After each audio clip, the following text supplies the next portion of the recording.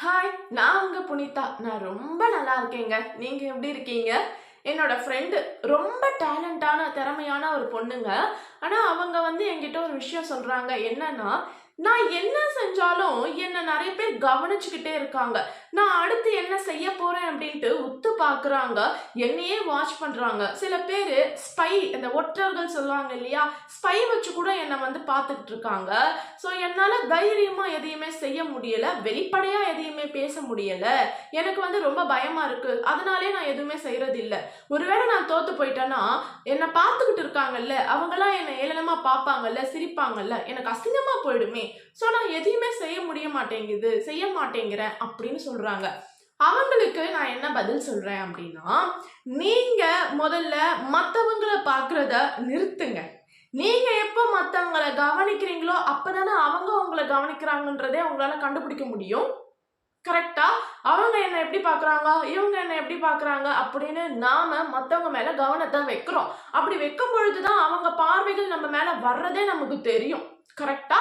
So கவனிக்காதீங்க. அவங்க எப்படி உங்கள பார்த்தாலும் நீங்க கவனிக்காம உங்க கடமை, உங்க வேலைய மட்டும் செய்யுங்க. அப்ப உங்களால தைரியமா செய்ய முடியும். மத்தவங்கள பார்த்து, மத்தவங்களுக்காக பயந்து இருந்தோம் அப்படின்னா, நம்ம வேலைகள நல்ல திறமையா செய்யவே முடியாது. அதுல பல தடுமாற்றங்கள் வரும், பயம் வரும். இல்ல செய்யணுமா அப்படின்னு தோணும். அவங்க பயந்தாங்க இல்லையா? தோத்து போயிட்டா என்ன நடக்குமோ அப்படின்ட்டு. அந்த பயம் எல்லாம் கண்டிப்பா வரும். நீங்க மத்தவங்கள பார்க்காதீங்க. அவங்கள கவனிக்காதீங்க.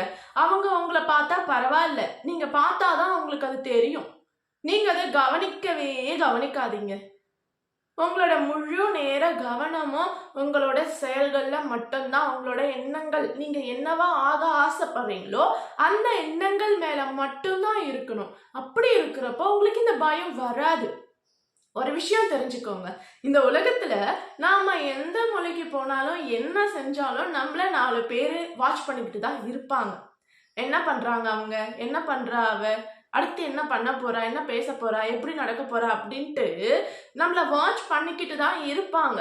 அது குடும்பத்துக்குள்ள இருக்கலாம், உறவினர்களா இருக்கலாம், நண்பர்களா இருக்கலாம், வேலை செய்யற இடத்துல கூட இருக்கலாம். நம்மளோட அடுத்த கட்ட நடவடிக்கை என்னவா இருக்கும் அப்படின்ட்டு நிறைய பேர் வாட்ச் பண்ணுவாங்க.